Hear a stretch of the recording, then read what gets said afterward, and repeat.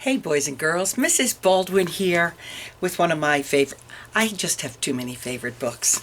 Jake Starts School by Michael Wright, and he does the pictures as well.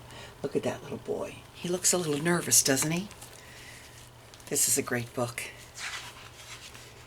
He's the illustrator and the author, and he dedicated it for great teachers everywhere, especially my sister Ellen.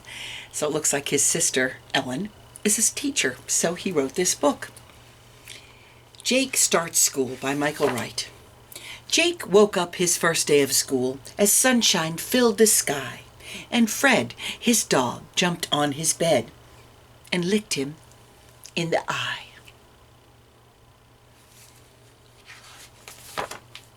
He brushed his teeth, he combed his hair, he wore his favorite shirt, and packed inside his lunchbox were 2 cookies for dessert. When Mom and Dad called, "Time to go," they drove off in the van to Jake's first fun-filled day of school. At least, that was the plan. As they arrived, Jake was surprised to see so many kids. "Big day, son. Isn't this exciting?" Some of them he'd seen before, but most he never did.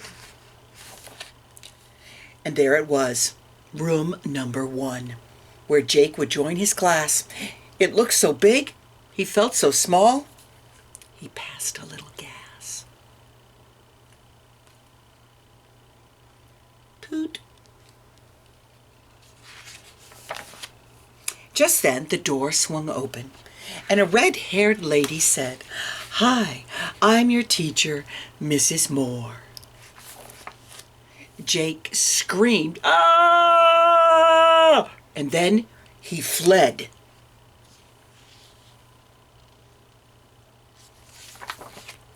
He grabbed his parents at the knees and would not let them go. They told him, "Please, we have to leave." But all he'd say was, "No!" Look at their eyes.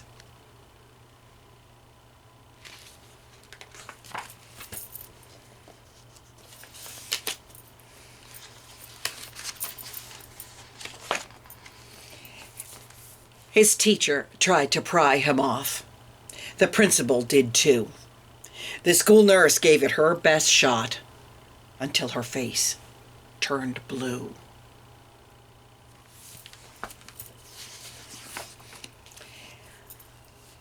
"There is no choice," his teacher's voice said to the clumping mass.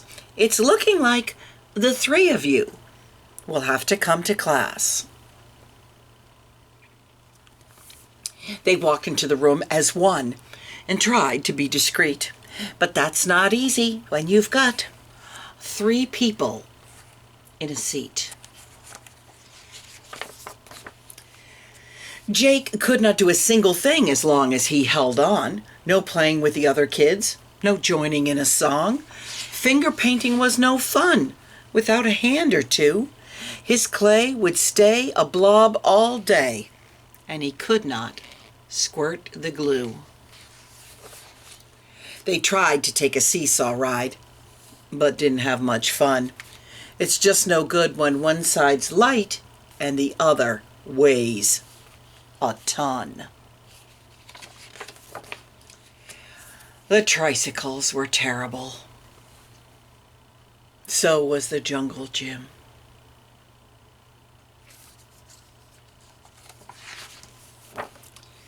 He could not take a bathroom break. He had to hold it in. He could not feed the classroom pets, the turtle or the bird. There was no way to make a friend. He didn't speak a word.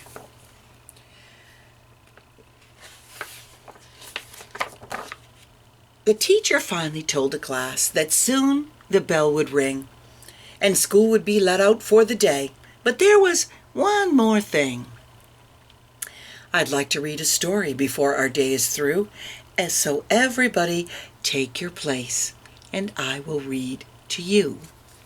She turned and reached up on the shelf and found one special book. Here's one about a dog named Fred. Why don't we take a look? Then, from the back part of the room, there came a tiny sound. "I have a dog. His name is Fred," Jake said, and he turned around. His teacher grinned and asked, "You do? I know it might be fun. If you could hold this book for me, I'll read to everyone." That's when Jake let his parents go, and they felt some relief. It had been a while since they had had some feeling in their feet. With every page, Jake loosened up and saw from where he stood the whole class sat and smiled at him.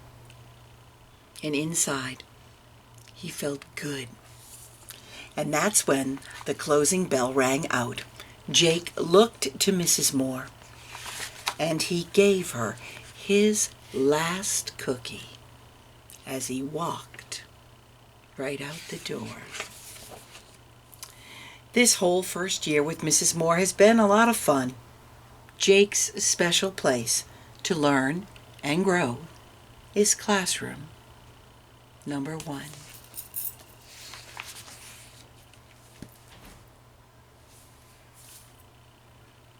It's a good one.